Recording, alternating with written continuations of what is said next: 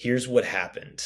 Since last week for the first episode release, I lost my voice like right after the episode. And what's wild was I was celebrating my mom's 70th birthday right after that first release, and we had extended family coming in from Quebec City.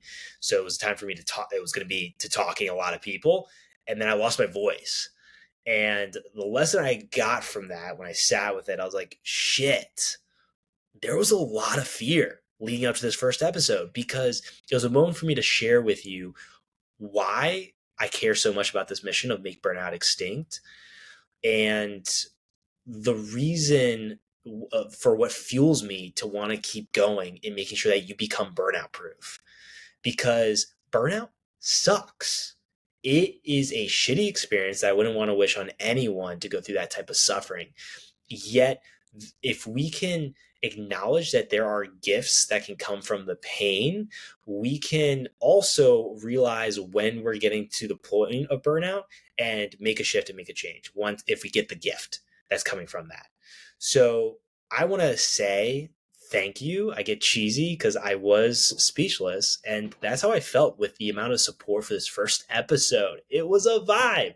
Like, I want to tell you, it means a lot to have your support in this journey. It makes it so much easier too to do these episodes. Like, being real with you, so much easier to be able to be motivated to go out there when I'm hearing the feedback of what resonates for you, when I'm seeing you share this with friends and family, and being able to download this and be able to put your ratings if that's 1 star or 5 star, because I'm about to be the best storyteller that I can be for you. That is one of my commitments to you. And this is the goal. I'm going to set out the goal for you. The goal is to get on the new and noteworthy category. And I was looking for the criteria of what it takes to get there. And it's unofficial. Like, there's no official criteria, but what I could find, so it could be made up, but what I could find showed that we are 7% of the way there. My goal after this episode is for us to get there to 21% of the way there. And I know that together we can make it happen. I feel that it's so much easier, faster, and more efficient for us to work together to be able to make burnout extinct. And this is one of the ways that we can do that. Now, I want to tell you another really important thing, because what I realized was there have been years that I haven't shared with people in one-on-one conversations, family, friends, people I just met, to, if that's one-on-one to on the stage, hundreds of conversations that I have realized I've only shared one side of the story. I haven't shared the full story. And the other commitment I have for you that I'm making here, and you're hearing it, is I want to be super direct. I want to be direct and honest. I had the super just to add the super, but I want to be direct and honest with you for the full story of burnout, what to expect, what the experiences are like, and being direct and honest with the leaders and innovators that come into the space. Because by getting to that goal of new and noteworthy category, it helps us to make it easier to have these innovators and leaders come into the show, because we can put that out there into the world that this is a legit show. And that's absolutely my goal, is to make this show a place where we can come together as a community, where we can honor that mission of make burnout extinct and bring in high level innovators and leaders in this space to share their expertise so you can learn from them and get so much value and information. And that is the focus. So I'm pumped for you to be a part of that journey too. So this is Make Burnout Extinct podcast. I'm Robert David Weeks. In this episode, I feel a great place to start would be the question, how do I stop feeding? Or not, well, feeding, I like to use that word feeding. You can use grow. How do you stop the burnout beast from growing? And when I talk about the burnout beast, what I am mentioning is the burnout beast. What fuels burnout, I have come to realize through the work, in my own experience, understanding more about the research and hearing stories from others, is it is the inflammation that we experience in our physical body. That physical body inflammation that happens, where it is the chronic stress that then builds into chronic inflammation, that out of the three, which I'll recap right now for you, which is the chronic stress over time, the feeling negative about your work. And then really what comes up for that with me is saying fuck the world. Like when you have that negativity and then you have terrible performance at your job and work, all three of those combined leads to burnout. Those are the red flags to watch out for. I want to make sure you know that, you're reminded of it from the first episode. So when we can define it as inflammation, it's important to understand what fuels that inflammation. I feel this is going to be for another conversation, but to share that with you, it is the stress that we feel, because when stress hits, cortisol levels increase. That then causes the immune system to kick in, inflammation starts to build, and we go through life like that. And that's what can lead to the chronic inflammation if we don't address it. And what I want to focus in on is not only is it the chronic stress, but it's also other environmental factors that can happen. But for the focus with the chronic stress, there are three ways that I want to share with you in this conversation that you can work through that chronic stress. As I'm recording this too, right now, it looks like I'm hearing an ambulance out there. And I'm hoping it's not going to pick up on it. But that all of a sudden, for me, just in this moment, as I'm recording this, I'm in New York City right now. That for me has a moment of increase of cortisol levels and stress, like shit. Hopefully this doesn't come through. And bringing that back into the point of, there are going to be three ways I'm going to share with you right now that you can navigate this stress that hits us in life. And it's on three specific points that I'm going to address right now for you. The first is being truthful in sharing the realness and the shit and the beauty and the epicness, all of it, of life with those closest to you. When was the last time you did that? Sharing something really close and intimate with those that you care about, that you're closest with. And then the second is being proud of yourself through celebrating your wins and achievements and the commitments that you make and that you honor and follow through on. When was the last time that happened for you? Of being able to tell yourself that you're proud of yourself. Doesn't have to be verbally with those words. We don't have to get into the affirmation side of it, but just being able to be like, dude, you fucking rock. Like, you are fucking awesome. And when did you have that moment? And then the third is telling yourself the truth. Realizing that all the thoughts that you have, they could be truth. And you get to decide through the commitments that you choose to make and honor and follow through on, go back to commitments, you decide your truth. And lying to ourselves, what that causes is for us to distrust ourselves. And when we're not trusting ourselves, we don't have self-trust, that becomes hard to build a foundation of confidence.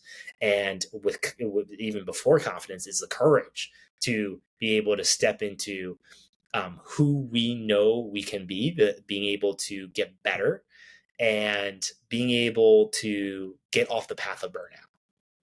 Have that courage to do that. So we'll dive into those three, and I want to share with you personal stories that connect to each one of those. That also helps you with this timeline of the 2018 is when I hit the burnout, when it came to the social media, as a result of the social media conference where we had 500 people coming in. Not the result of the event, but a result of the lies, the shit I was hiding, the distrust I had with myself and with others, and the negativity spiral that happened from that, the fuck the world, the then getting into being like not even wanting to get out of bed, having to recover for years. And I say all of that because I think we can get into this like spotlight, hey, this is my trauma. This is the shit I went through. Now I want your sympathy and I want your attention. I don't like, that is not my intent here. My intent is to share this stuff with you and these stories so that you can realize that you are not alone if you're going through this. Because when I went through some of these experiences, it kept coming up of like, is anyone else experiencing this? Because all I saw was the highlight reel that you could see on Instagram, highlight reel of people telling you in person the big wins they've had or the awesome things that are going on, or life's fine, or life's okay, but not telling you anything about it, or like, I'm okay, I'm doing great, but no detail that comes from that. It's just this like blanket statement. And that goes back to that one side of the story, because there are those moments where, yeah, you may be going out to that luxurious trip with your partner or with your friends out, let's say in, Bahamas. I think of Atlantis. You're going to Atlantis or Disney World. You're off to Disney World, the happy place on earth. And there are those moments where you are at the desk figuring out, what am I going to do to get through this next few weeks when it comes to the work, the family obligations I have, kids, maybe even that you may have to, dealing with parents, whatever it is, friends. So, Susan said something really mean about you, and you really are trying to figure out how can you talk to her about telling how you really feel. Whatever that is that comes up for you in those moments. It's important for us to realize that burnout is not worth it. Burnout is absolutely not worth it. And so I want to be reminded that this is not a place to get stuck in the stuff that comes up for our experiences. We want to honor the feelings that come through, and then we want to move through it. And that leads me into the first one of feeling the feels. After 2018 with my burnout, I had a realization that for many years, I didn't feel my feelings. I would numb. And that could be going on social media to watching my show on Netflix. Like I would go to the Office is a show that I would go to regularly to laugh and like try to forget about life of what's going on in the work, to friends and family, like the drama that's happening, my way to escape. So I realized I was numbing myself and my feelings and suppressing all of that. And eventually the body is going to respond back to you and is going to share with you what's going on. So my somatic coach, who I worked with post burnout, that helped me to connect back to my body. Somatics, it's body based. And so her name's Annabelle, and she's a friend. She helped me to navigate the trauma that I experienced over the years and feel the feels and then move forward in life. Absolutely. I'm so grateful for that. And what happens before being able to feel is you got to take courageous action in sharing the realness of what's going on. That could be just to yourself or to someone else that you're really close with. And that happened to me post burnout. It was a few years of getting stuck in the energy. I think it was about 2 years. Yeah, because it was right at the beginning of the pandemic where I realized I was not okay internally. I had to have that discussion with myself and tell myself, fuck, I am not okay right now. And I cannot support myself right now on a mental level, on a financial level. And that was a moment of having to decide to move back in with my parents. And when I realized this stat blew my mind, this modern day has been for young adults, it's the most young adults that have moved back in with their parents since the Great Depression. And I'm a part of that stat. And we're just going to let that sink in. It has been, for young adults, the most young adults moving back in with their parents since the Great Depression. And as a late 20-something, moving back in with my parents, I thought I had gone through the rite of passage of leaving the nest, going to college, having years of building my career, and all of a sudden I'm having to go backwards. That sucked. It felt a lot of shame around that of like, I remember like I was thinking to myself, man, I really got to do this right now. Like this really has to happen. I got to take a breath for a moment here. And then having to step into it and say, okay, it has to happen.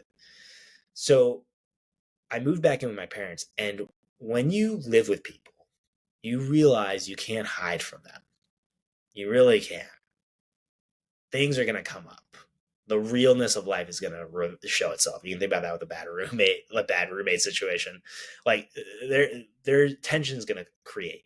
And I realized I was having tension with my body. My body was telling me like, you have to tell your parents what's going on, the words that you're not okay. And for me to even think about saying those words created such an overwhelming feeling of anxiety. I thought I had to be perfect for my friends, my family, anyone I talked to. I just thought I couldn't show all my problems because, I had grown up with the narrative as a man that you can't share your emotions. You're not supposed to have any problems. Don't cry. Don't show them your weakness. I got a lot of that built up and I bought into it. And it's a lie. It is a lie. Because what that does is just suppresses all these emotions and causes life to be more miserable than it has to be. So when I moved back in, I realized I have to tell them I'm not okay. And I remembered it was a result of me going to the hospital. I had that night before what I can summarize as a panic attack. It's undiagnosed, but I felt I had a panic attack. My heart was just beating through my chest and I felt super overwhelmed. And I felt like I could, it's hard to put into words with that feeling, but it just feels like you have a level of heaviness on your chest and your heart's just beating out of your chest and you don't know how it's going to slow down. And that was when I had to get driven to the hospital. I remember getting into the hospital room or the waiting room, and then telling myself in that moment, like sitting in the chair, waiting for my name to be called. And I'm like, what am I doing here? Like, well, I've gotten to this point because I'm so scared to tell my parents I'm not okay or tell someone I'm not okay. And that for me was a awakening of a shift of saying, you got it. You got to let them know. You have to, right? I feel we have that thing that we want to say to that person and we are terrified and we think we're going to take to the grave, but it's just going to eat at you and it's just going to build there. So I knew I had to say, I'm not okay. Because if not, I'm just going to go back to the cycle of burnout. I'm just going to continue to suppress and then go on this cycle. And as if, this hamster wheel. And so that next morning, I remembered going to the kitchen. My mom was making breakfast. If I remember right, my mom was making breakfast. I blacked out, it feels like, for part of this. And I remember I was shaking a bunch. And then I told her, I said, I'm not okay. And I didn't stop there. What happened was just initially saying those words felt like a doorway opened up to being able to just share the truth. And I shared all the lies over those years relating to, a lot relating to the event. Because, I had said, hey, this happened. It was, great experience outwardly for everyone's success. You would think of people pumped and excited for year two. You would have thought there was no problems, right? Well, no, there were. And being able to share all of that, having the courage to do that and step into it, I felt the release. It just felt like this tidal wave of relief washing over me, letting me release it all out. And I'm just like, let me keep going. Here we go. Let's go before I get too scared and stop. And I released it all. I just talked about the lies. I talked about, how I felt just shitty and it sucked. And what I realized was the gift I got back from my mom. I realized how powerful these words were and really what I was seeking all this time. And it's usually what we all seek what we all seek in life. And that is to be loved. And what she told me was, we love you anyway. And being able to get those words meant so much.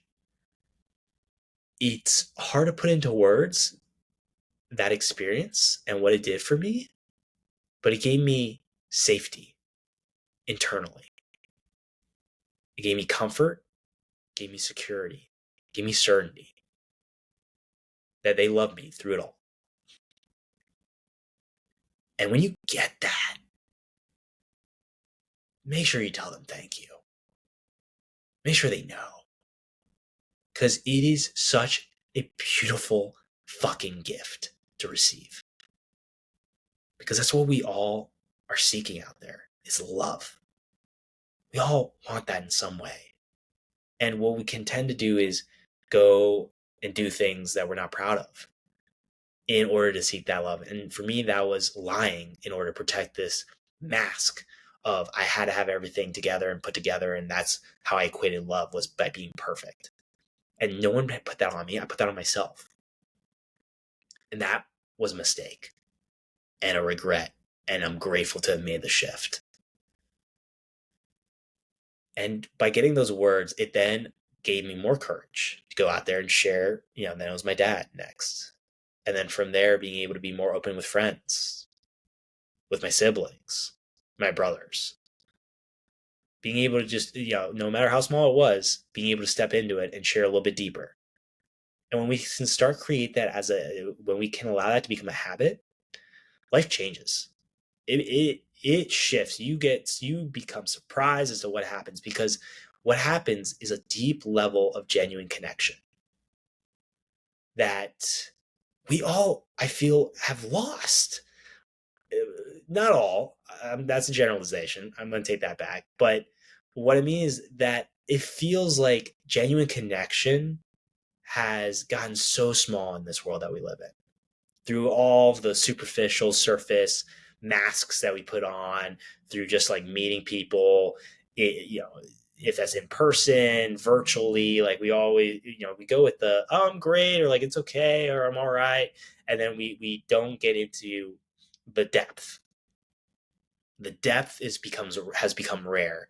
And from that, genuine connection has become rare. And I want to change that through this show, through the community that gets built from this, through the movement that we're creating right now, to be able to feel more genuine connection.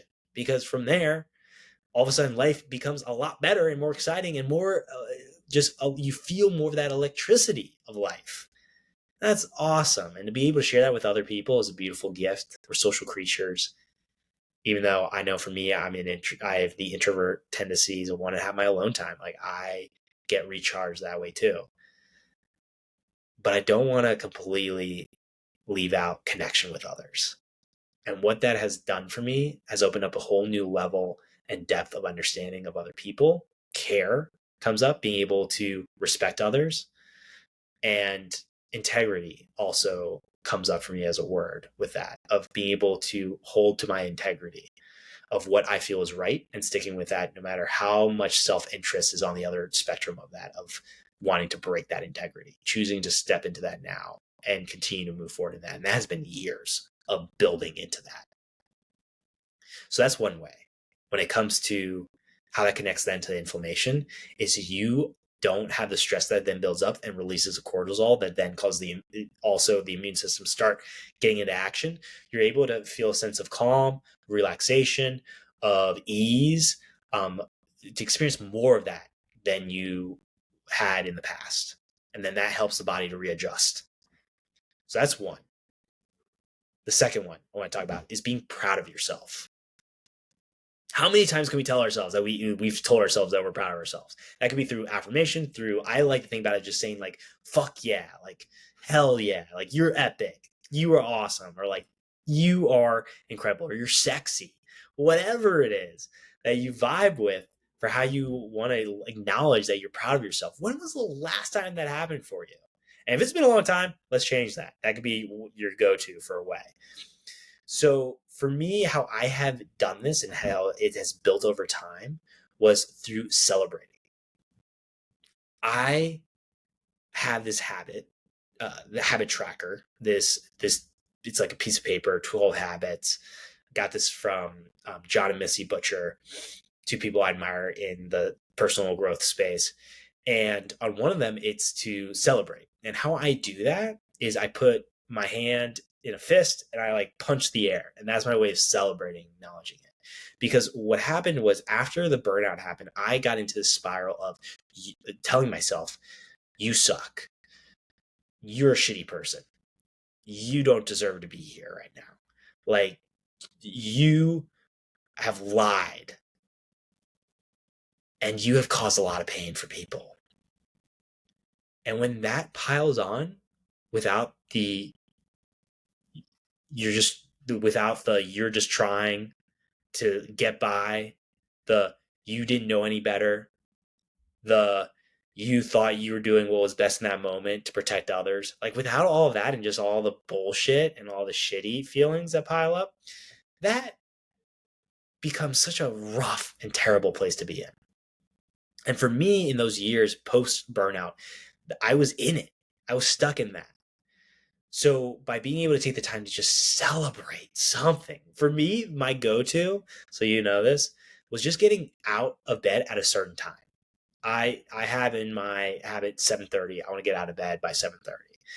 And I remembered, the first few times, and this is important to remember for you, first few times of you trying something new, it's not going to be perfect. Like, you're not going to get it all the time, but the commitment each day can be there. The 100% I'm going to do this, but life can get in the way in those first few days because your body is navigating this new pattern. I love how my friend Annabelle puts this, of we all have patterns in our life.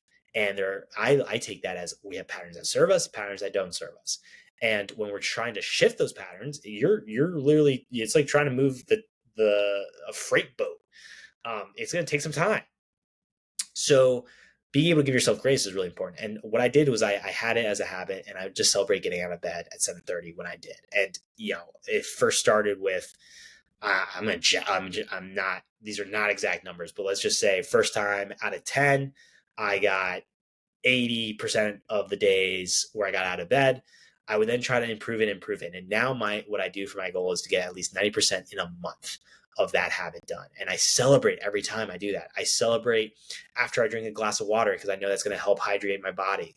I celebrate after having a great fruits and vegetables and accomplishing that. Like, I celebrate being able to create movement in the day and working out because I know that's going to help energize my body.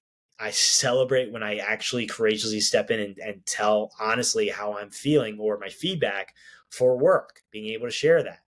I celebrate after I finish doing an episode. I celebrate after having an amazing, intimate conversation with someone that I know I got so much out of and they got so much out of it. So it's being able to acknowledge all the amazing things that you do each and every day.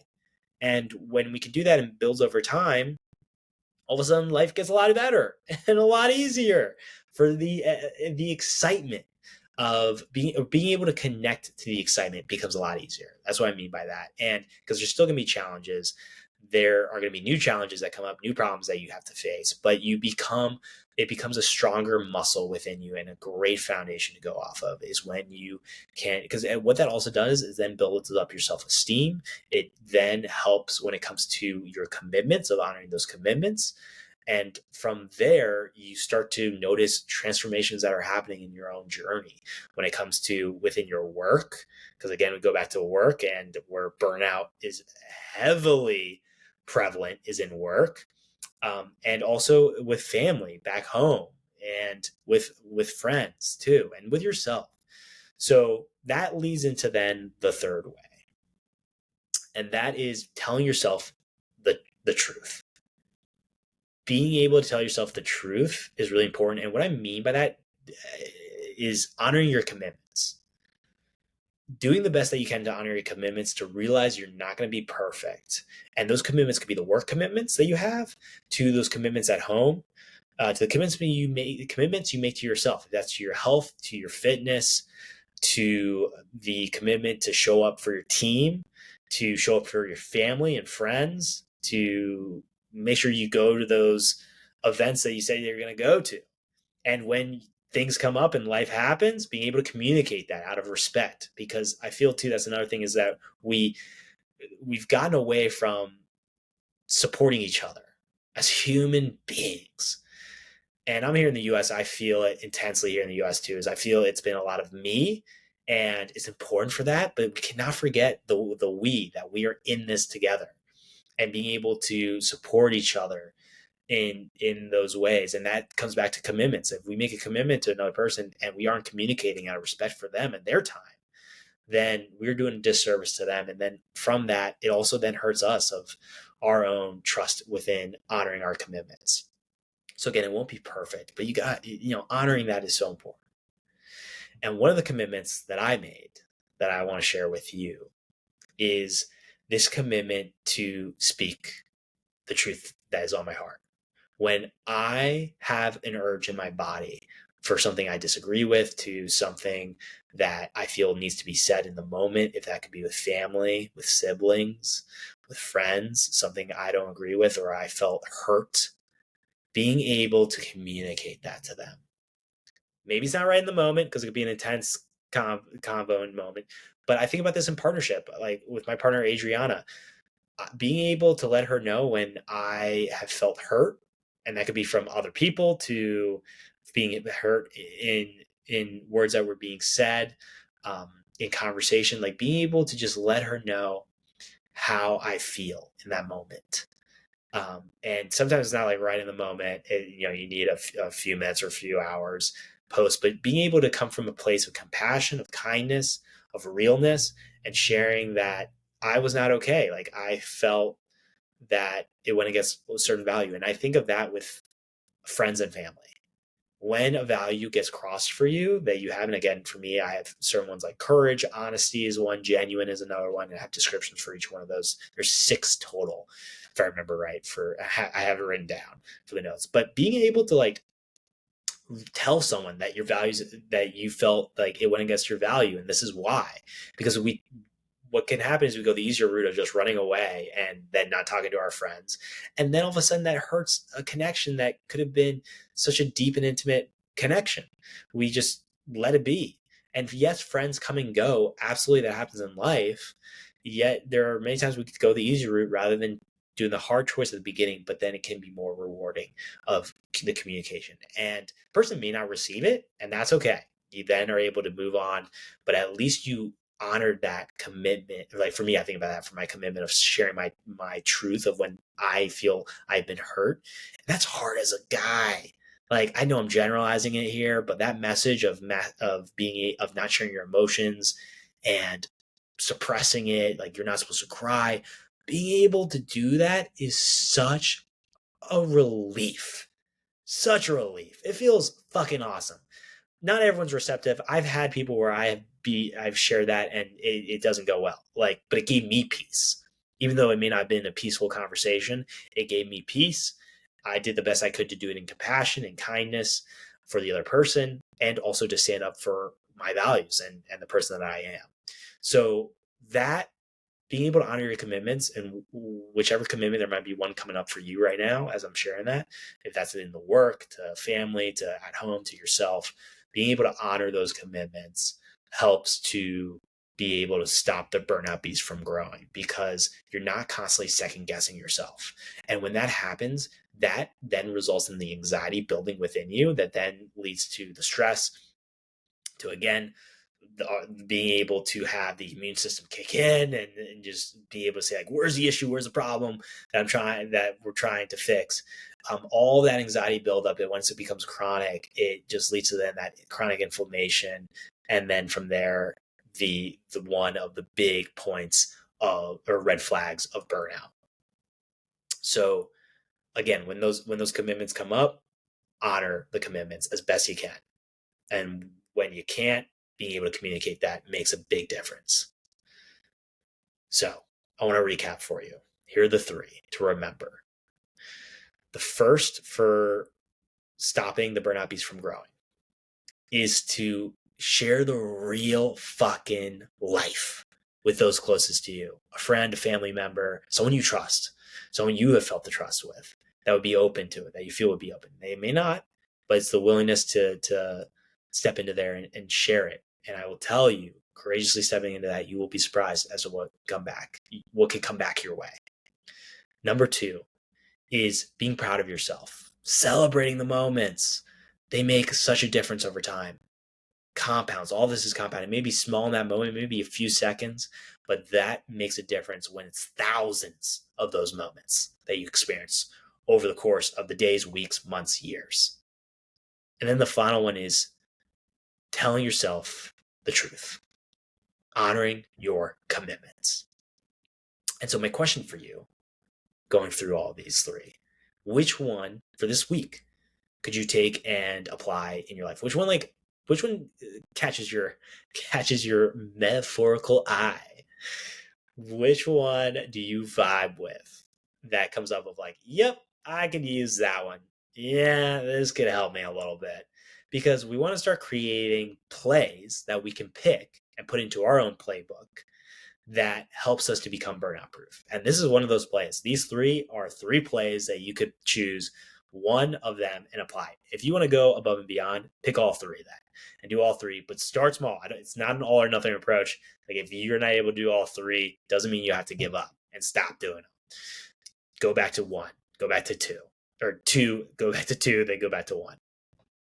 But which one catches your eye that you're going to want to test out for this week? And then let me know your experience. You can put that in the comments, send me a direct message. Let me know what comes up for you. I appreciate hearing that, reading that.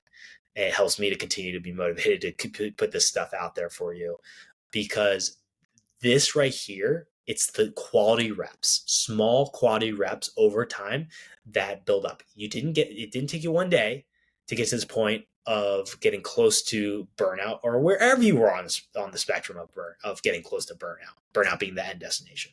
It didn't take you one day, and it won't take you one day or overnight to fix everything. However, you'll be surprised with these small reps how fast you get to becoming burnout proof and avoiding burnout and getting off that path. So I'm excited for you in this journey. I'm celebrating you in this journey. I know, the excitement is because I know what then is on the other side of that for you. And it's a constant having to stop the burnout beast from growing. It's not like you've slayed the burnout beast and then the burnout beast never comes back. It's always going to be there for you, your own burnout beast. We all have one. Yet it becomes a lot easier over time with practice and the reps of being able to stop it from growing. And so that's why I'm excited for you, because of what happens with life afterwards. The liveness, the excitement, the electricity, feeling like you've been lit on fire of excitement, going out there and like charging into life. And not all days are those type of days. That's the realness of it. Yet you could have more of those days when you take the time to focus in on this and avoid the burnout.